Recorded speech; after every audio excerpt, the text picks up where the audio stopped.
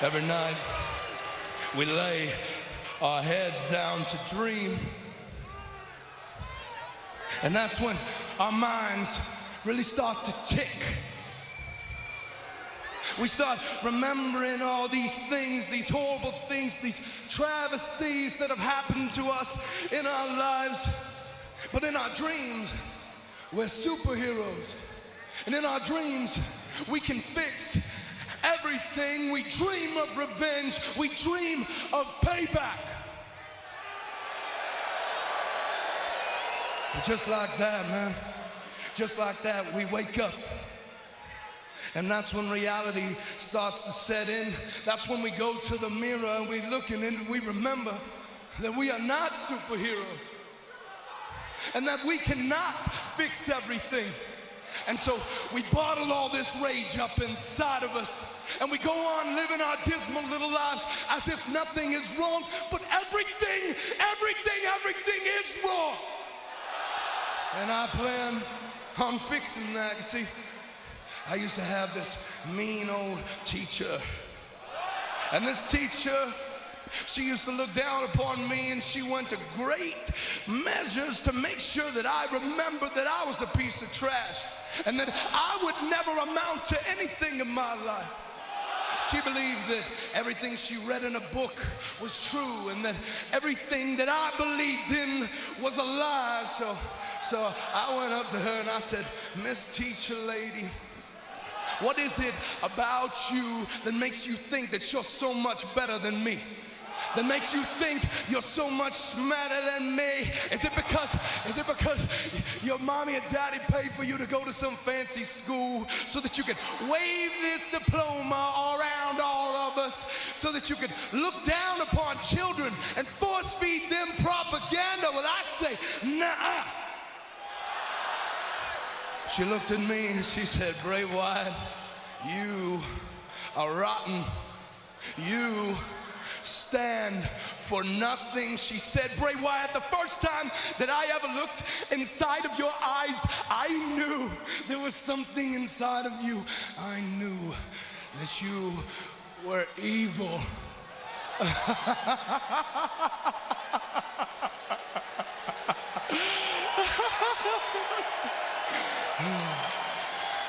But I'm proud to say that right now somewhere that teacher lady is rotting inside of some retirement home filled up with all of her life's regrets. But I, Bray Wyatt, stand here in front of you today as a conqueror, as a revolutionary, as the man of 1,000 troops. And I say, "Miss Teacher Lady, look at me right now.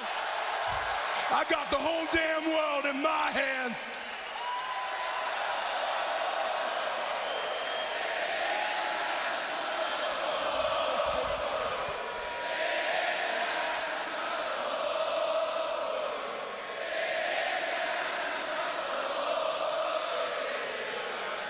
That is my payback.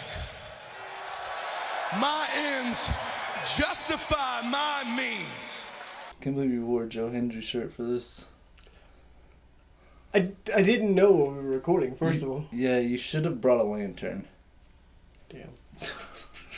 I don't know where I was going to get a lantern, but okay. It's called a promo, Shut kid, your and mouth, if you want to John. be the big dog, you're going to have to learn how to do it, so go ahead. You ready? No! I said, are you ready? That was good. I'm glad you finally decided to pull that giant stick out of your butt and have some fun for once in your life. You're uneducated marks! You sit there on your phones tweeting out your opinions like they're worth a damn. Let me explain something to you people. You don't know shit! And I'd like to think that maybe this company will be better after Vince McMahon. First time ever. It's the first time we're doing one of these. And this is an idea. I think we had this idea back in like season 3 as we did a lot of great ideas. Here we are in like middle of season 5. Let's get to... We're doing this because it's coming up on 2 years since we lost this man. We're remembering Bray Wyatt, a man who left this earth way too soon that had a monumentally significant impact on the world of professional wrestling. It was a big one, man. I still remember. So I'm going to take some time today, take a little time out of this week and just talk about Bray, the memories he gave us, how significant he was to wrestling, and we're going to honor his memory a little bit today. Give me a hell yeah! He passed away August 24th, 2023, coming very close on 2 years now when it happened. And one significant thing that came with this was us actually getting ready to start this show. Yeah. You told me as we like met up, this was a week before All In and before our first episode, and we were, I guess, just planning how it was going to go. Yeah. It's like our test run. And then boom, we got the news, and at first I didn't think it was real, remember? I definitely did I not. was like, this can't be real, like we're being trolled, right? And then not even a few minutes later I found, I think, Sean Ross Sapp or someone. It was Triple H that I remember his tweet is what broke the news. But we had just lost Terry Funk the day before, and I was distraught, but I knew, all right, Terry Funk, he was getting close in age, and it wasn't a huge shock. But I did not believe that Bray Wyatt passed the day after. I was like, no way. It was crazy circumstances and just, like you said, unbelievable. A real heavy-hitting man. Like, just, surreal. Now that I really, really process the fact that we were not even a week or maybe just a week away from starting this, like, man, how... I want to incorporate that man in so much of what we do. His creative vision, which a lot of we're going to look at today while we honor him. But something in my heart and soul just tells me, like, man, life had a plan for us. And that's surreal to think about. Yep. So strap in, I guess.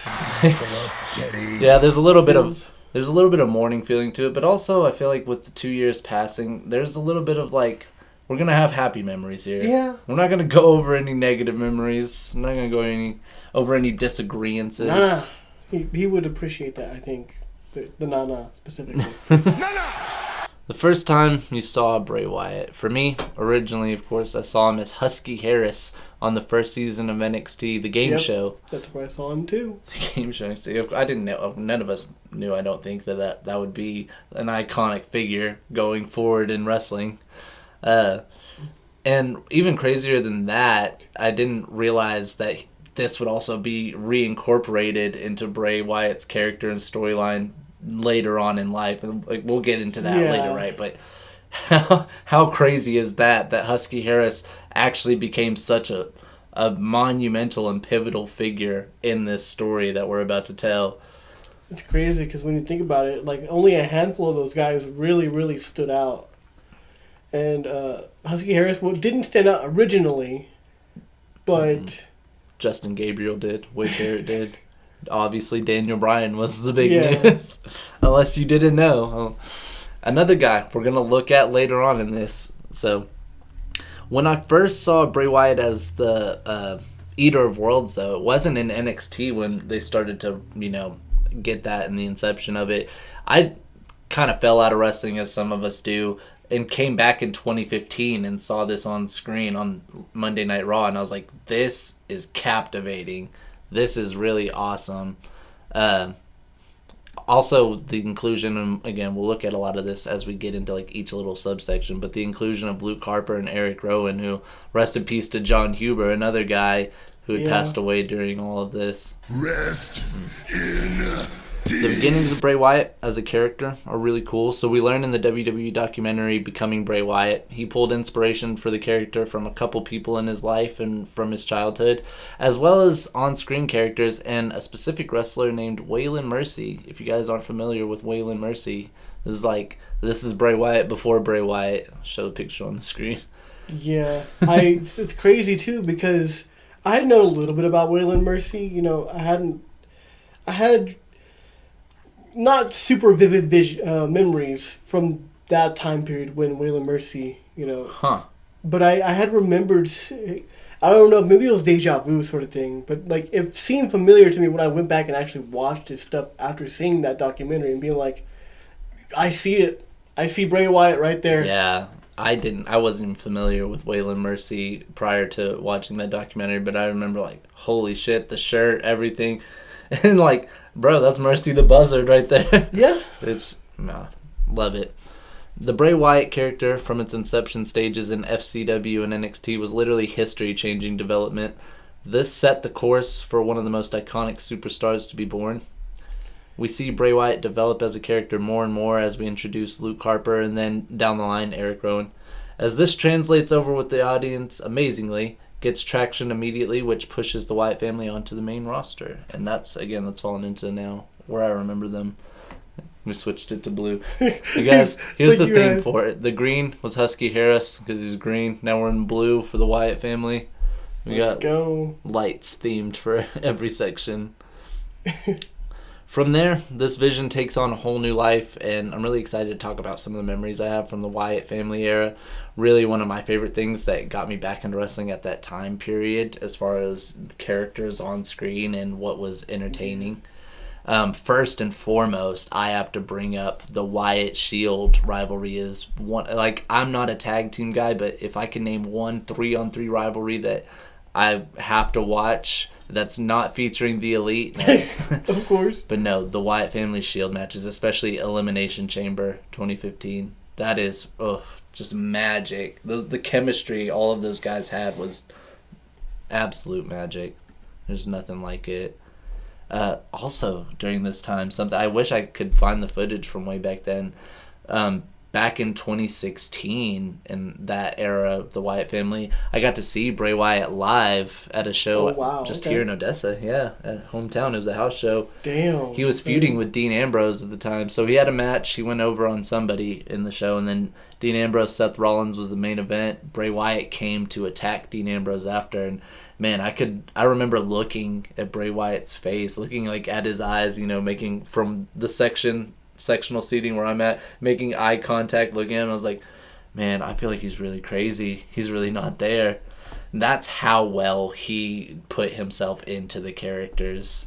It was a prime example. Like, Bray Wyatt put everything he had into this. I think a lot of people forget that, body language and everything down to your eyes, like you said. Yeah. Like, the more you're able to get into that, the scarier it seems, not just because it's a scary type character, but because it's scary to think, like, you could be that in, but it's also really great at presenting yourself as this sort of character, this other persona. Yeah. Man. The Wyatts versus the Usos, another set of great matches, great rivalry. One thing I feel like we would be remiss to not bring up about this era was the rivalry with Daniel Bryan and the Wyatts bringing in Daniel Bryan for a short period of time. That, I thought that was genius, and I thought we could have went a little bit further with that. Should have had Daniel Bryan stay with the Wyatts and just been enslaved for at least like a good 6 to 7 months. But also, we look at backstage stuff, and there was injuries at that time that changed a lot of that storyline's creative. Damn. Regardless, still a fun time period. Still a really fun and interesting time period. The Wyatt family angle with John Cena going into WrestleMania 30, that was peak television at the time. The psychology they were able to bring within that, and just the little subtle nuances of, like, man, is John Cena really the guy he thinks he is? Even John Cena is starting to doubt if he's the guy he thinks he is. I love that this is the entire theme for Bray Wyatt and Cena going forward, because this wouldn't be the last time that they would meet. Absolutely not. There's a little foreshadow for you. Bray Wyatt at WrestleMania 31 restoring The Undertaker's confidence in himself, and that was a really underrated match. That WrestleMania 31 Bray Wyatt Undertaker match. That's a dream match that I feel like you should really appreciate it having happened, given the fact that Undertaker didn't have to have that match. That is true, wow. But he said himself that match restored his confidence not only in himself as a performer, but just as a person. Damn, okay. Let's go for Bray Wyatt being an amazing human being. Points 700 right there. The Wyatt family moment at WrestleMania 32 with The Rock, and the big part of that is thinking about the fireflies you see all around AT&T Stadium. And I mean, that was a sign for the company right then. Yep. This is a guy that you absolutely can hitch the wagon to. And that's all we wanted to see of Bray. So that gets us into kind of our next little phase of Bray. Getting into 2017 now, we see Bray Wyatt become full-on singles competitor and start to have these singles rivalries. And other Wyatt family members, start to go off and do their own thing. We get the Bludgeon Brothers. We get Braun Strowman's massive push. The big thing that we didn't see coming, or at least I didn't, that we needed to have happen, Elimination Chamber, of course, 2017. Bray Wyatt wins the WWE title. And yes.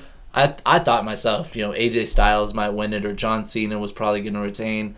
I didn't think WWE was ready to put everything into Bray Wyatt, even with the developing storyline they had, with Randy Orton winning the Rumble and saying he wasn't going to go for Bray if he won, but even with that going, that could have went so many different ways. I felt like I didn't think they would put it on Bray, and when they did, I got emotional. I was like, wow, it's real. Like, they really believe in him the way we believe in him.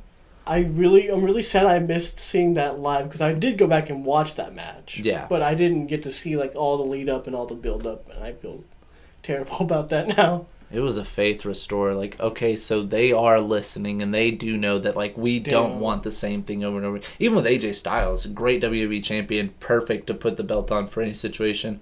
It was time, man, and it was Bray's time, and it led to a lot of other good things. Now, before we move on to, any other phase between or, evolving that, there's a little brief phase. I don't know what color we would do for this. Let's do a wacky purple or pink or something. I was going to say purple? Yeah, this is a perfect purple is fine. A magenta, if you will.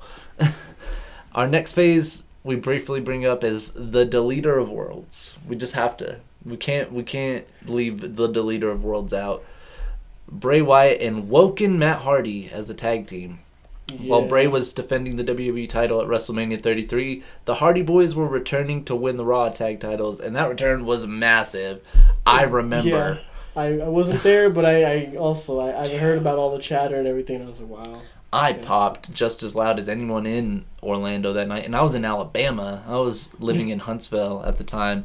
I was watching on my phone screen, in the back of the basement in our house we lived in. And, yeah, I was, drinking orange juice. The Hardy's music hit. I thought the New Day were going to be the tag team. Hardy's music hit. Oh, my God. Okay. And that was the whole thing. So, we get that. It's a huge deal. After the Hardy's return, they started to have tag matches and such. But soon into their new stint, Jeff gets hurt in a motocross accident, of all things. Not even in the ring. A motocross incident, I think.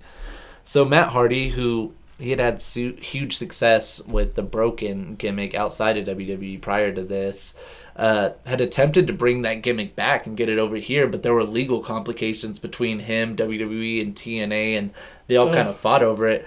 Ended up, he couldn't use it there, so that's how we get the modification of Woken Matt Hardy. Instead of it's still Broken, right? He still has the mannerisms, but he's Woken instead of Broken. Oh, that's how that happened. Yes. Wow, that's interesting. Okay. It's just a little modification for legal purposes. Hell yeah. But this would lead us to, of course, the Deleter of Worlds. And I'm not sure how people felt about it at the time or how they felt looking back at it, but I love this team. The dynamic they had, the title run they had. And it even led Matt Hardy to win the Andre the Giant Memorial Battle Royal, which was a huge deal in of itself. So there's a lot of positives that came out of this. Brilliantly done, in my opinion. Thank you. I think it was probably the best of an uncertain situation. We don't know what to do with either of these guys. Let's see how this works out. And the team had success together before breaking apart. But it culminated into a super creative match known as the Ultimate Deletion, which... I've heard about that. Yeah, Matt Hardy had done this again prior to WWE. He had this match on the internet. It was called The Final Deletion or something like that. And it went viral, all kinds of viral. Dang. It was the first time we really, kind of toyed with the idea of, can we have a cinematic match in this day and age? And absolutely we could. And... of course, this match doesn't take place in a ring. If you guys are unfamiliar, it takes place on the Hardy compound. That's the significance of it, and it's bananas. Yes. You just go out on Matt Hardy's land and do whatever and go through a series pretty of much pretty crazy events. And they attempt to bring it to WWE's main stage, right? But there's kind of like creative interference in this, and is why a lot of people don't like it, because it wasn't what it could have lived up to be. There was a lot of just creative indifference, but regardless, it happened, and Matt Hardy and Bray Wyatt do a fantastic job in telling their story and using this as an outlet to like really get the full story into one match. So, hey, again, make the best of an uncertain situation. Exactly. These two men said, this is what we're going to do. I think that's sort of the testament to Bray Wyatt so far, and just in general. He was constantly reinventing and being able to move around certain things, adapt, flexibility, that kind of thing. Oh, it's perfect at it. Now, of course, our next phase, The Fiend. Gearing towards SummerSlam 2019, we actually just recently talked about this around SummerSlam season. Yep. We see Bray Wyatt start to introduce another layer of his character depth, and one of the most iconic ones at that, The Fiend. Essentially the monster that lives within Bray Wyatt's head, embodied into a physical form. And with The Fiend, we see so much of all of Bray Wyatt's past characters, and ideas that get incorporated into The Fiend, and we see the Firefly Funhouse segments that saw Bray Wyatt just battling his innermost thoughts, and it's one of the most creative things we'll ever see in all of wrestling still, I feel like, and that's my opinion. Hey, everybody's got theirs, but I feel like collectively we could agree that's some of the most genius stuff that's ever been done. And it's so crazy that you came back around the time of the Eater of Worlds. Yes. Because I came back around the time of literally a week or two before The Fiend debuted, and the first pay-per-view I watched when I came back was SummerSlam 2019. It's perfect. Yeah. So all of Bray Wyatt and his intrusive thoughts blasted out onto the screen, and it led to some great matches as well. It led to some Universal title reigns on top of that, but great matches specifically against Finn Balor, Daniel Bryan, Braun Strowman. That's just to name a few. There's actually some specific matches with The Fiend I want to touch on, actually going back to just having some memories. And these ones I like because there's kind of an indifference of opinion I've had over the years on one of them at least that I would love to like bring up to the light now. So Seth Rollins, Hell in a Cell 2019, of course, a bout that isn't widely loved by many, but I thought it was a great match and phenomenal storytelling for what The Fiend was trying to accomplish. I think looking back at it, it was definitely something. So, like I said, I was kind of getting back into it, and then this happened a little bit later. Obviously, I was a little thrown off by things like the hammer. The hammer was one thing I was like, okay, that's a little comical. But the main thing that really soured it for me was the ending. Why disqualify in a Hell in a Cell match? But when you look back at it now, The Fiend itself is not something that's grounded in wrestling rules. Exactly. So, the rules shouldn't even apply at this point, I guess. It's like, okay, well, how can you beat The Fiend without actually beating him? Hell in a Cell isn't one to stop, though. That is the only part I tend to overlook, because the rest of it, I'm like, yes, there's no other way to stop him. You just have to try to kill him. And even then, at the end of the pay-per-view, he's coming back up like, I'm not dead yet. It's I just thought creatively it was perfect, but I don't want to overlook the fact that Hell in a Cell shouldn't be stopped.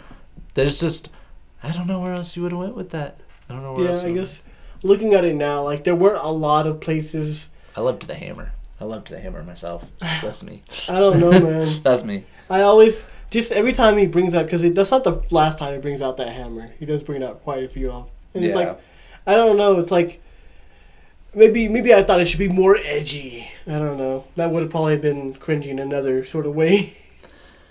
Well, looking at one we'll look at in a second, but you can always set the Fiend on fire. Like, it's Hell in a Cell. We could have power bombed him through the ring, set him on fire, and ran away with the title.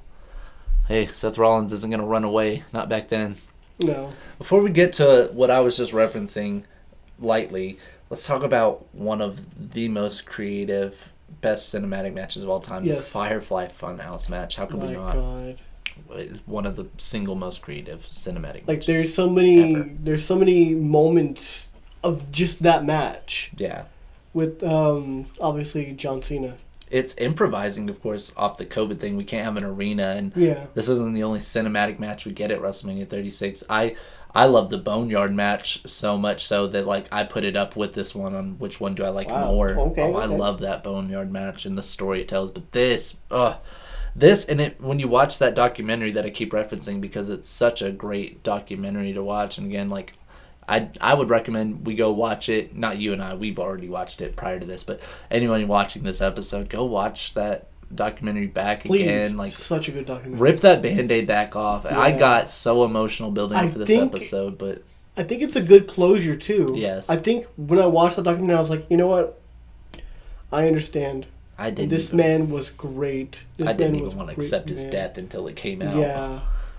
But this match specifically, it felt like they were listening to us. Yeah. They know all the little quips we were hoping for, all the quips we make. You know, there's the part about the CEO at the time, the NWO Cena stuff, like oh my god. The Saturday Night's Main Event spot, Yes. like it incorporates so many things within Cena's career, and like looking at that timeline of like, okay, butterfly effect, what if this went differently, what if this went differently, but going to that documentary you learn like so much of it is done just on the fly of like, okay, we have a blank canvas, what can we create with this? Yes. And man, absolute magic gets created that way. I personally feel that might have been a really good retirement if John Cena would have wanted to retire at that point. Yeah. And I think it's a really good concept you could revisit for future people as well. Maybe not in that style, because obviously it's Bray Wyatt. It's Bray Wyatt's thing. Really cool, too, for WWE and 2K to incorporate that match in its full entirety into the video game. Yes. And make it a playable thing. So not only you experience it as this thing that you've seen, on screen and you get to play through it. And, man, it's... I put the Boneyard match and that up there, but like because of those reasons, because of just how much you kind of play with the timeline, I think the Firefly Funhouse has to be the best cinematic match of all time. Ooh. How could it not be? How can it not be? Damn, we're not one final beat. No, that's a whole other thing. We're not bringing up Champion Gargano. One last match will go on. With The Fiend is obviously a big one. Randy Orton sets The Fiend on fire in an Inferno match. Is TLC 2020, I believe. The visual, that's what I'm looking for, the word. Yeah. The visual, the way they built that stage out for the Inferno match, this is the one I'm thinking of, right? Where there's little pillars of fire. Mm-hmm. Dude, I was like, I didn't even think that sort of thing was possible until that time. This gave us one of the freakiest characters of all time in WWE history, and that's the Burnt Fiend, which, again, back to that documentary, we learn everybody on the inside hated it. It was a train wreck for everyone involved, especially Bray, who had to wrestle in it a couple times after, and that was hell. Man, I felt, knowing what we know now, learning that, looking back at that, I'm like, not only was it ugly and scary, but man, did that have to be absolute hell to wrestle in. Yeah. Jeez. I remember him going over it, and I felt bad for him, but I wonder, I don't remember, did he say anything about, like, whose idea it was, like, actually designing that set, designing those pillars? Because that was a Bray Wyatt thing, like, that's just another, like, facet. Not on the set or anything like that, just costume design, obviously, and creative, but I just can't get over it. But this is about Bray. This isn't about the set. So The Fiend gave us a lot of great memories and will forever be one of the most iconic characters in wrestling history. I can even say it was so great a character that to this day we don't even know the full potential that it carried. It could have continued to carry out. Yes. There was still room for the Fiend character to grow even after its end. We saw, designs and ideas Bray had for another variation of the Fiend costume. Again, go watch that documentary. You will learn everything that we're talking about in detail. In emotional detail. Yeah. I'm really thankful for the Fiend. That was just a version of Bray that we needed, because again, it told so much of who Bray was. All the characters, the Husky Harris, the Eater of Worlds, every bit of Bray got put into that. You could also argue it. The Fiend, I wouldn't say carried, but he definitely like put a lot of load on Bray during that time, because I can't remember anything else in WWE that was really like popping. I like The Fiend. Yeah, you gotta think back. No, that's not the last phase. We're actually gonna cover one more, the last phase of Bray here. White Rabbit Bray. And I love this lighting. So I feel enlightened by the White Rabbit. The build up to the White Rabbit was phenomenal. Again, creative genius right there. Like all like, so it's sort of like an ARG kind of thing. If you guys aren't familiar with ARGs, you know, they're basically, you get little subtle hints here and there, and you kind of figure out, go to different links or go to different places, and that was a whole like built thing to find out what the truth was. Yeah.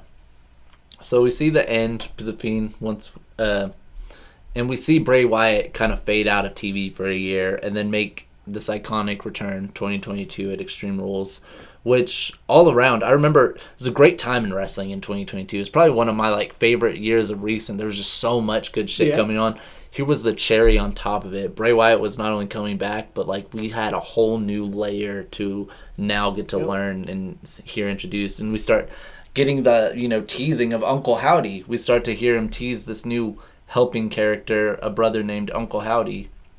It's so crazy because at the time he really came back and he felt like he was adding a level of realism back into the story, but also more intrigue as well. Absolutely. To be able to mix those two things, because you can get lost in one thing and lose the other so easily, but masterful. Going back to what I was saying, I'm like, you know, I'm kind of surreally realizing that everything happens for a reason. Him passing it, the inspiration it gave me, and like carrying the show as we began it. And I really, really look at this, going back to that ideal, everything happens for a reason. This was the last phase of Bray that happened for a reason. It was the one we need to look at, because like it was so much realism of who he actually was, the man behind these characters, while also still creating this intrigue. Like there's more. There's even more. So gets Bray on TV pretty weekly. Gets traction week to week on SmackDown. We get to integrate it into a program with LA Knight, and things culminate up to a Mountain Dew Dark Lights Out match at the Royal Rumble in 2023, which, again, wasn't received well by many fans. But if you remember yourself, because we watched it. We enjoyed it, yeah. I was like, I love this match, and I thought it was super interesting. Aesthetically pleasing, too. Can't go wrong with black lights, in my opinion, but hey, that's me. Little do we know at this time, too, that this is Bray Wyatt's final match. This is the last match of his career. And it's so crazy. I mean, it's so interesting because the way things pan out, that sort of helped catapult LA Knight a little bit. Absolutely. And so, it's like, I don't want to say that he knew, but Bray was very selfless. He knew that at least this would help catapult LA Knight, I think, and he really wanted to do that for LA Knight. Yeah. And in the documentary, you hear a little bit about it, and in the comments later, LA Knight makes, you know, on the tribute they have. Which was one of the first things we showed on this show, again, going back to our first episodes. I fell in love with LA Knight finally after that promo. I was like, that's the version of him we need to see. But we don't see Bray Wyatt on TV too much after this match. He had behind the scenes been dealing with COVID that sparked heart complications. And on August 23rd, of course, as we said at the start of this episode, we sadly lose Bray Wyatt. And honestly, it's still one of the toughest losses within wrestling I've ever felt. Like, with Owen or Eddie, I was still very young and I couldn't really understand given the age I was.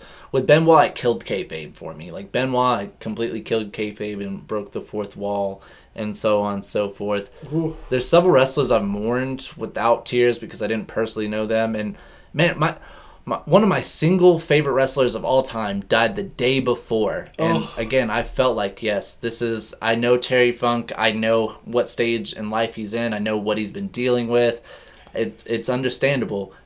This was a bombshell that I still to this day feel it's a loss. I said it before, I couldn't begin to fully accept this until even that documentary came out, and I had to like really mourn and grieve. And here we are 2 years later. I definitely feel a more positive light about it, but it's still it's a Band-Aid that gets ripped off, and you feel the pains. I think the next time we will have it kind of really tugged at will be that Hall of Fame induction. Like, it has to be coming, but I think that's the next time that it's. All love, honor, and tribute today goes to that man. I miss Bray Wyatt so much, and I'm grateful for all of what he gave us and all of what he taught us with his life and his legacy. To end this, I have a thing I have written, because this is what I've learned from Bray Wyatt's life and legacy, and if I could give anything from this and the point of why this is important, it's to honor the message that he gave us and the lessons he taught us along his legacy. So what I learned from Bray Wyatt's life and legacy would be to never let your creativity have a boundary or limitation. Pushing those boundaries creatively can resonate so much deeper with an audience. And 2, the second thing, that the most important thing we can do has nothing to do with any of this shit. None of this shit matters. Spending time with the ones you love, being a light and a resource to others, those are things that matter. And that's what I want to give my audience if I could share that. You hear stories all the time, like even now, there are stories like he was giving snacks to people during the Firefly Funhouse segments, because they weren't being given any food, and he was like, man, you guys gotta eat, just all these things, all the people that you hear talk about him, how loving he was, how friendly he was, how much warmth he had as a person, and I feel like that's something that a lot of people are missing just in general. Like, I think Bray would want us to be warm to each other, to be accepting of each other, but also not be afraid to push what we think is possible. Hey, man, I couldn't say it better myself. I'm not going to lie, making that end statement, I got a little choked up. I had to fight it back a little bit.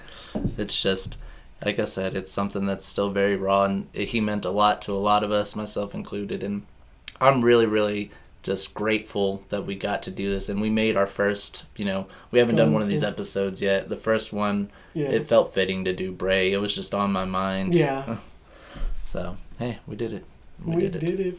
Shout out to Bray Wyatt. This is a cheers Love to Bray. You, brother.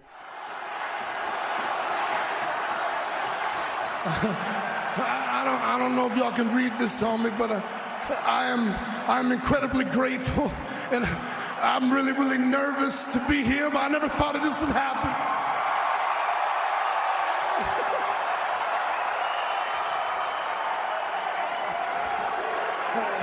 And this right here, this is just me, okay?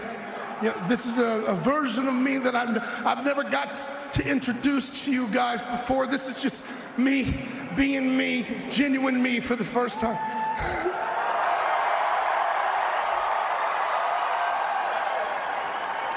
And I just want to share with you, this past year in my life, I lost a lot of things.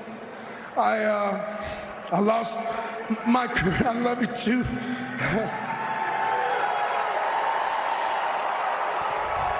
I lost my career. I lost my self-confidence. I lost 2 people who were very, very close to me. And I lost my way. And I got to a point where I thought that everything that I'd ever done here, otherwise, I thought it was all meaningless. Nothing I ever did has mattered to anyone. And I was wrong.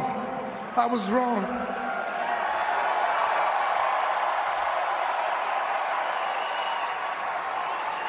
Once I was done feeling sorry for myself, and I decided to go out in the world again and see people. There were people everywhere. They would say, "Thank you, Bray, man. When you coming back home?" And then every once in a while, there would be someone I would meet that's truly remarkable, and you know who you are. But these people, they would come to me. They would come to me and they would say, "Bray, I just wanted to thank you, man, because I was in a time of need and I lost people that were close to me. and I lost my self-confidence, and I felt weak, and I felt vulnerable. And in this weakened state, I found your words, Bray. I found your words, and I just wanted to thank you, man. You saved my life, Bray.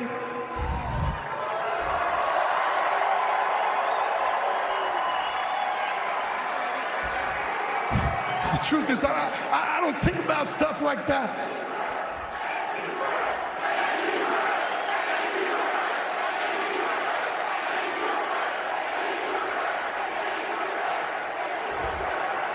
And the thing about that is that I can sit here right now today and I can look all of you in the eyes and I can say that you were there when I was weak, when I was vulnerable, when I was down. So I just wanted to say thank you.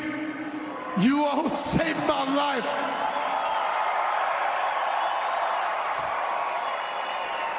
You wouldn't let me alone. Every time I tried to run away and hide, you were there to find me. When I left things behind, you found them. You chased me. You are the reason.